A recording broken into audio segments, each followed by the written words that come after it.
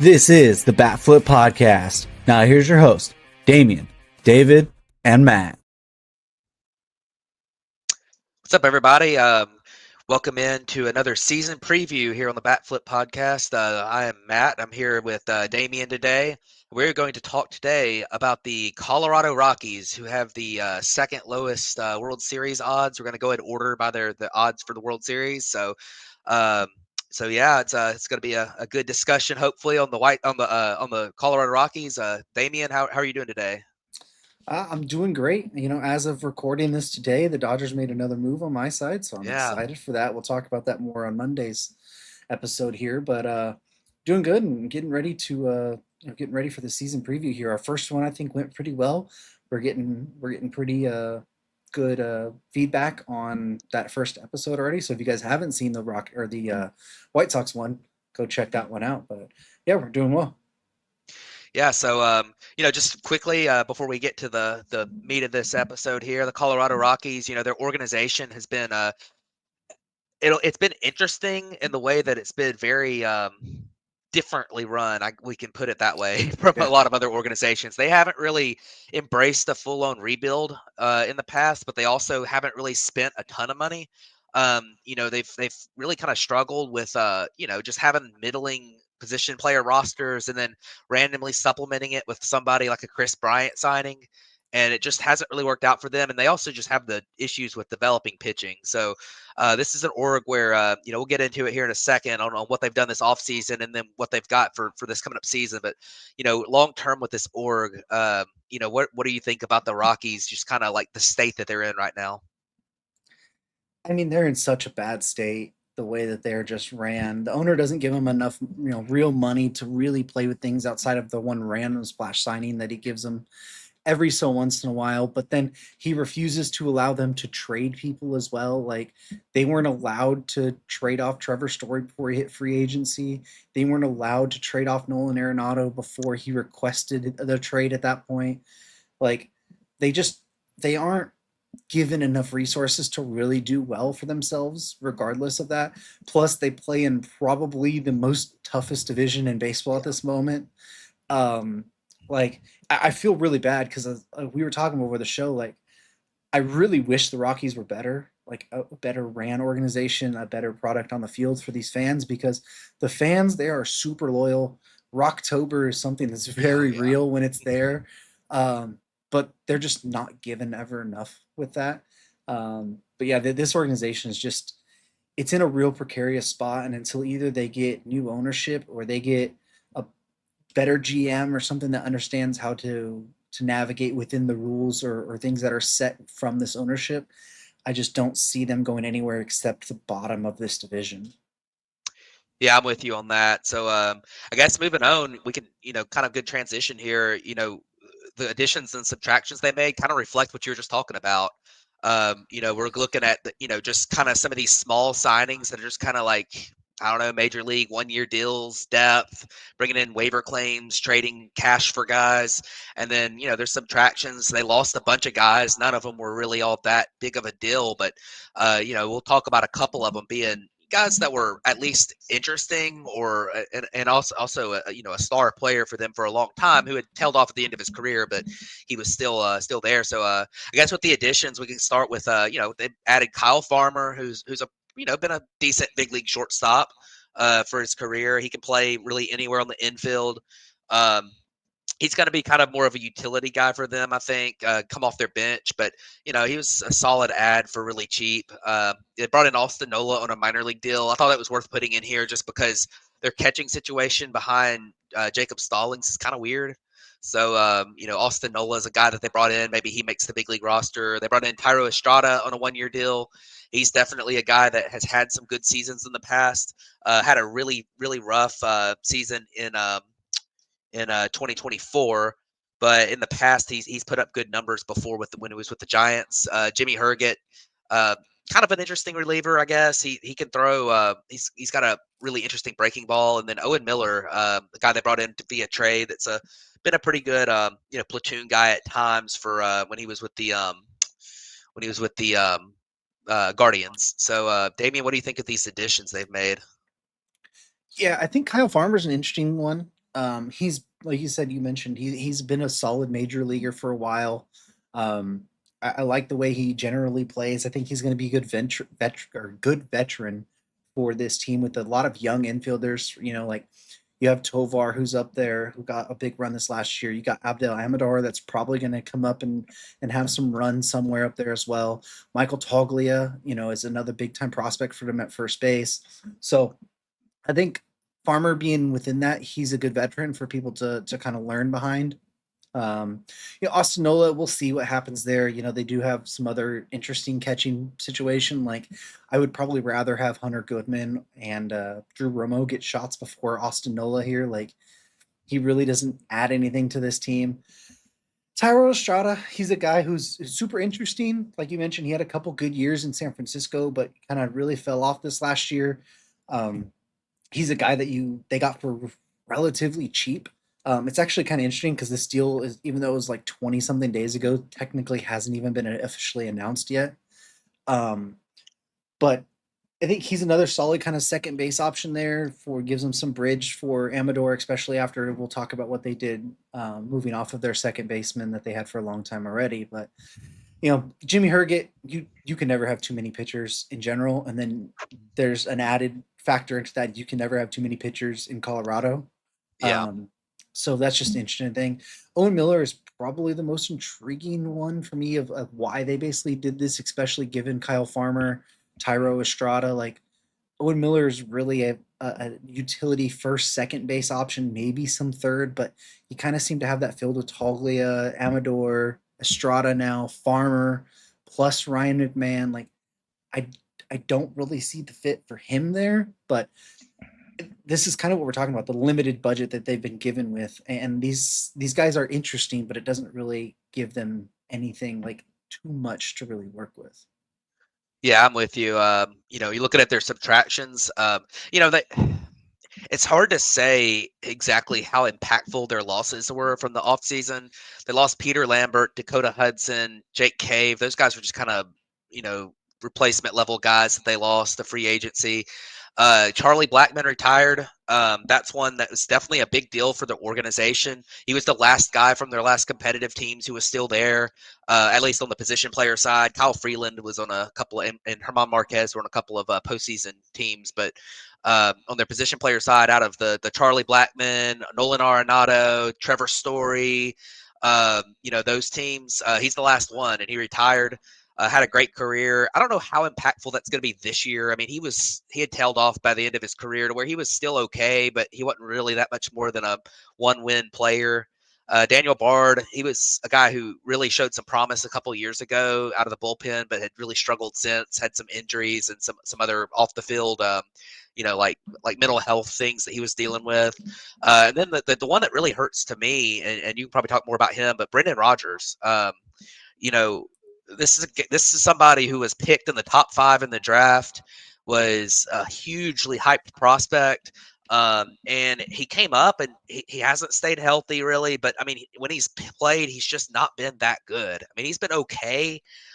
At times he's been a useful big leaguer, but he just has not been that good. And Cal Quantrill's kind of interesting as a guy who really struggled, who really struggled with Cleveland, came over and had a pretty decent year for Colorado, although the peripherals didn't really back it up. So out of those bottom 4 there with Blackman, Bard, Rogers, Quantrill, which one do you think might be the biggest deal for them? Yeah, I think the biggest loss is Charlie Blackman, and that's just generally because of it's always tough losing a franchise Yeah. icon. Um, and Blackman meant a lot more to that organization than his on-field production. That's always going to hurt there. You know, Daniel Bard, he had a couple good seasons. Talk about another guy that they weren't allowed to trade when they really should have traded him there at the 2022 trade Yep. deadline. He was super good at that point. 2023, he had a real injury kind of riddled season, wasn't that really that great, and then he didn't even pitch all of 2024. Was really out all year long. He's 39, so really not much there from them either. Quantrill, he's a guy who he kind of gets a bad rap a little bit. He's been a real solid pitcher. You know, his last year in Cleveland was kind of really bad, but he had like 3 really good kind of seasons before that. And then the last year was kind of real rough. He goes to Colorado, and in terms of pitching and Coors, had a really solid season, a 4.98 ERA. But like, if you really factor it in, you almost inflate a run ERA per Coors, so it was really like a 3.98 ERA. Um, but yeah, Brendan Rodgers, I think, is probably the most impactful loss as terms of on field. With being that former top prospect, he's dealt with injury concerns his whole career. He's only amounted an 86 WRC plus here, but he did have one really good season in 2022. He, as far as a 94 WRC plus status there goes, but a almost 2-win season there. Once he got injured in 2023, missed a good chunk of that year. Really battled with that to start the 2024 season as well. Um, I think it really just came down to his ARB number was a little too much for them, and they got Estrada for cheaper, who's somebody Yeah. who might put up similar type production there. And I bet Rogers gets picked up somewhere on a minor league deal and Yeah. gets given a chance. And I wouldn't be surprised to see him flourish somewhere else. Because one thing that is not really talked about enough is Coors Field is obviously it's a hitter's atmosphere, but it's really hard to play at Coors Field and then go onto the road and make those adjustments consistently and then come back to it. Yeah. Like the breaking pitches just change so much, so you always have to be changing your eye. And it doesn't work for some people. It seems like Brendan Rodgers is probably one of those type of guys. But yeah, this the subtractions really aren't too much. But again, this is kind of going back to what we're saying. They are never really given much to deal with it right in the first place. So their subtractions are always going to kind of seem less than Yeah. most other teams. For sure. For sure. So moving on, looking at who they have on this year's roster, the guys they brought back plus the guys they've added. We talked about the White Sox in our last episode. This lineup is a little bit better than the White Sox, I think. I think you kind of have to start off by talking about their most valuable players in Ezekiel Tovar and Brenton Doyle. Ezekiel Tovar is a shortstop who has been pretty successful over the past few years. He's really developed. He's one of the few prospects that has really flourished for them. He had a 3.7 WAR last year, nearly put up a 100 WRC plus. He put up a 95. Definitely has to work on his plate discipline, but if he can do that, he's an excellent defender at short. So he could be a really good option. And Brenton Doyle's real similar, but it's playing center field. He's an elite defensive center fielder who put up close to league average stats at the plate, and but he really, he can really run it down out there. So, those two guys definitely add a little bit of upside to this team. Yeah, for sure. One thing that Colorado has really prioritized is up the middle defense.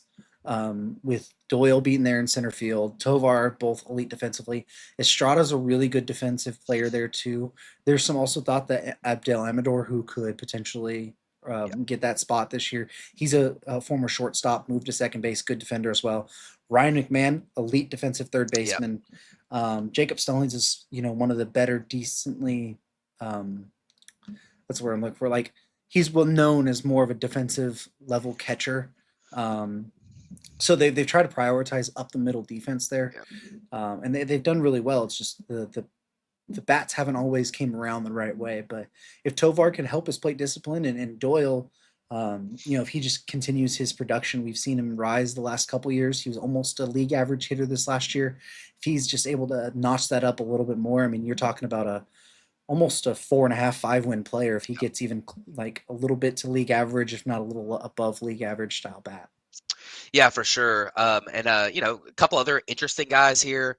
Um, you kind of look at the two guys on the left side. You look at Nolan Jones and Ryan McMahon. Both of these guys have had really good seasons before, but we we've always expected a breakout from them.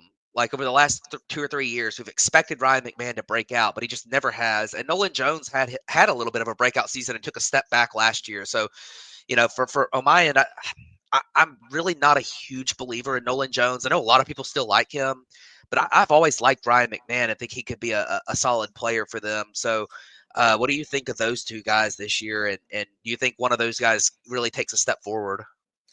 Yeah, I think Ryan McMahon, he's kind of at this moment where he kind of is what he is as a player, I think, getting ready to enter his age 30 season here. I think he's been a really productive player. He's like we mentioned, really good defensively. He's put up decent numbers there. His walk rate's up to 10% now. A little striking out a little too much, but again, that's kind of a product of playing in Coors a little bit and going on the road. Those strikeout numbers are going to be inflated somewhat. Um, and the WRC plus is an 89, but I really feel like he's probably played better Yeah. offensively than that. Just that's kind of the Coors Field effect there. Nolan Jones, he's a real interesting guy because his breakout in 2023 looked like it was real. Like he had a 137 WRC plus, 4 WAR, basically hit 300, 20 homers, 20 stolen bases. Was really looking for him to kind of take that next level step. His walk rate had got up to 12%. He had got his K rate down to under 30%, which for Nolan Jones, it's been really good because that was one of his things he really struggled with. Um, but this year he just really did take that step back. I don't know if it was he only played in 79 games too, so some of that was battling with injuries. And who ever knows when players come back too soon from Yeah. injuries or whatever. But um, I'd be really interested to see if he could take that step forward. He's 26 now. Like he's in that moment where he really should be, and we've seen the flash of being a really well above average hitter for a season in those 106 games there. So I'm if you're giving me one guy on this roster to watch and say like who's going to be the X factor here, I think it's Nolan Jones. Like, can he replicate even anything close to that 2023 season? Yeah, I'm with you on that, and it's going to be interesting. I mean, we talk. I mentioned the difference with the White Sox. There are guys in this lineup who have had good seasons or have the potential to have really good seasons. So we'll see if either one of those guys, are able to break out again this year. But the other starters here, Hilliard, Tolia, and Stallings are just kind of depth pieces, replacement level. Maybe Yeah. Tolio's still pretty young, so he could theoretically break out. The bench doesn't have a ton to talk about, but you kind of do have to mention Chris Bryant in here. I mean, the guy has been injured a ton since he signed that deal with the Rockies. He's projected for negative .2 WAR this year. He's expected to DH only. It's gonna be interesting to see if he can play the full season just DHing, and if he does, can the power come back a little bit? But it's really been a struggle for him. So there's really not that much to talk about with him, honestly, except for just his contract is a big problem for this org right now. The bench doesn't have a lot to talk about. The prospects are somewhat interesting. This is an organization that has had a lot of prospects that have just fallen from top 100 lists in recent years. Romo's one. Veen has fallen out of top 100 lists. But they brought in, Charlie Condon in the draft. He's a guy that could be a quick riser if he hits. And Fernandez is really interesting as a guy who has pretty good plate discipline numbers in the minors and has like 70 grade raw power. So he's a guy to kind of watch out for. And you already mentioned Amador as a guy to look out for in 2025, a super high hit tool and also a pretty good defender that could play up the middle. So definitely some guys to know, coming into the season. But moving on to their pitching, we've got, Herman Marquez, who's been a staple here. He is coming off of significant injuries, but if he's his healthy self, he's a really good pitcher, and he's another guy that you mentioned they should have traded a while ago. You got Feltner, Freeland, who's been here a long time. Is just kind of he would on a good team be a 5 starter type. Senzatella is coming off of a massive injury, but he's another guy who's put up pretty good big league innings before. And then Austin Gomber is just kind of a depth arm that's they're going to be their 5 starter at the beginning of the season, and he was one that they brought in the Nolan Arenado trade. It just hasn't worked out for him.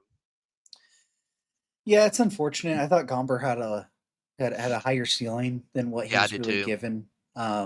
Just somebody who really hasn't worked out. Freeland's been a real solid, consistent type pitcher for them. He had that one really, really good season, got this extension done. Just he's a solid player. I honestly think if he were out of Colorado, I think he could actually be like even a 3 or a 4 on a decent staff. Like I really believe in what Kyle Freeland can do. I just think that he's really kind of pushed down because he has to pitch in Coors half the time, and he has to have a different pitch mix than what I think he would normally run outside of it.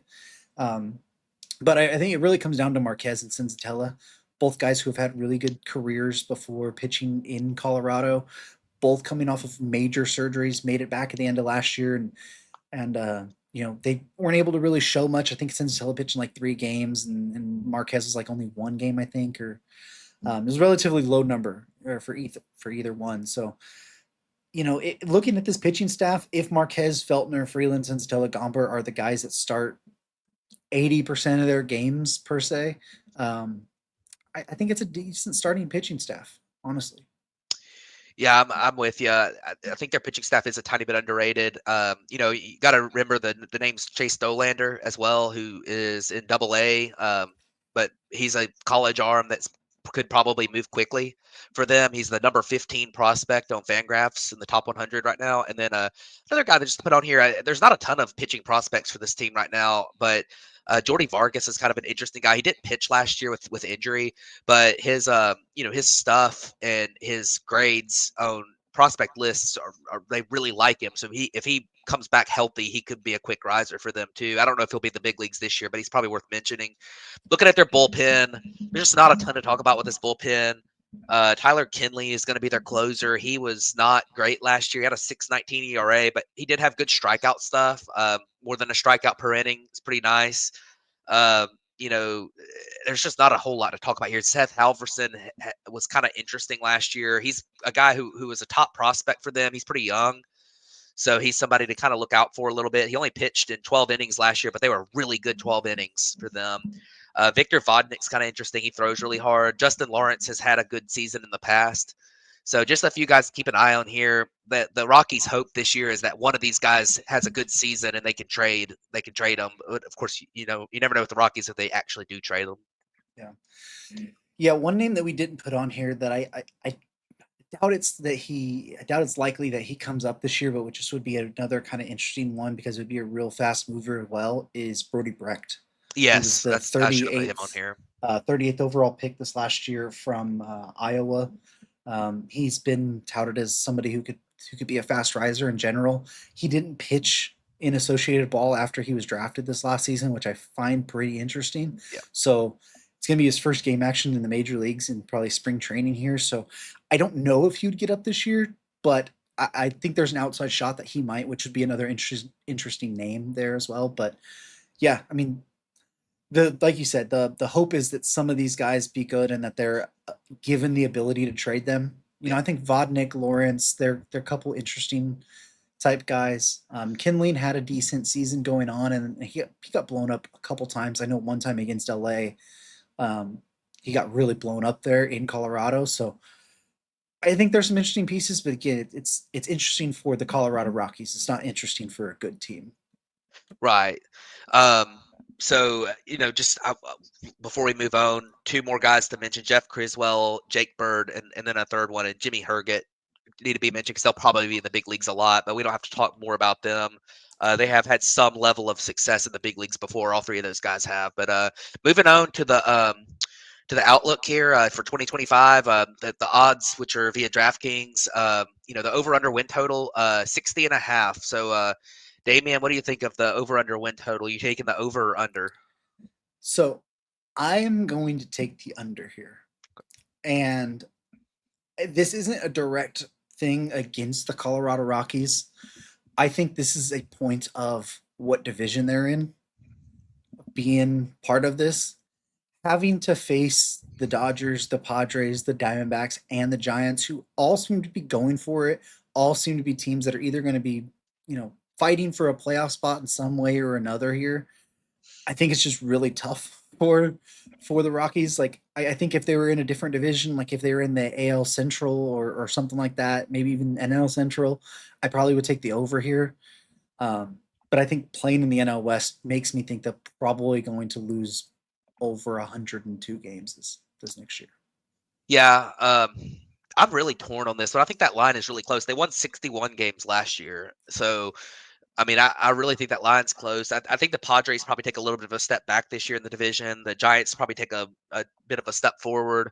The Diamondbacks Dodgers and probably take a Diamondbacks step should be forward. similar. I mean, the Diamondbacks won 89 games last year, so they were, they might win a few Yeah. more, but But they I, did, just an argument. They did deal with Corbin right, Carroll hurt for the first half, and they did sign yeah, Corbin Burns now. So right. I mean, they could improve some, but looking at the Rockies, I'm going to take the over just because the Rockies have very rarely lost 100 games in their history, even though they've had some pretty rough teams. And I think a lot of it's just because of the cores effect that makes them always perform better at home than other teams, and it kind of evens out the win loss total for them. It makes it hard for them to be a really winning organization, but they have an advantage at home that a lot of teams don't have. That Sure. it's just different for them. So I think that a lot of times we've seen the Rockies have a little bit better seasons than expected, even though it might be like 65 wins instead of 60 wins Yeah. when it's better than expected season. So I'm going to take the over on it. Their odds to make the postseason are plus 2,500. Odds to win the West are plus 25,000.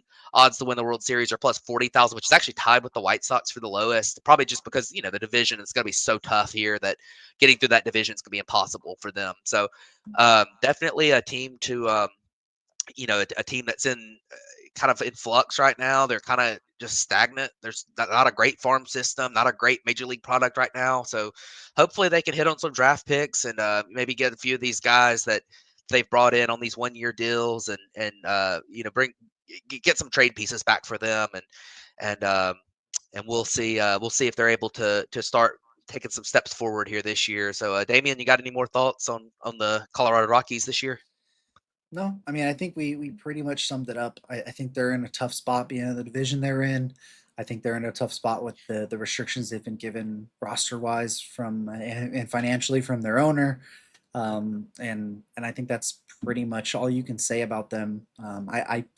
I hope for their fan base that this gets better. I don't know what the step would be there if it's the new ownership. If it's getting new ownership, if it's getting better general manager or whatever. But yeah, I don't think the Rockies are set up for much success anytime in the near future. Gotcha. Well, everybody, thanks for watching. Don't forget like, comment, subscribe. We appreciate the support. So thank you very much, and we'll be back on the next one. So. All right, thanks, guys.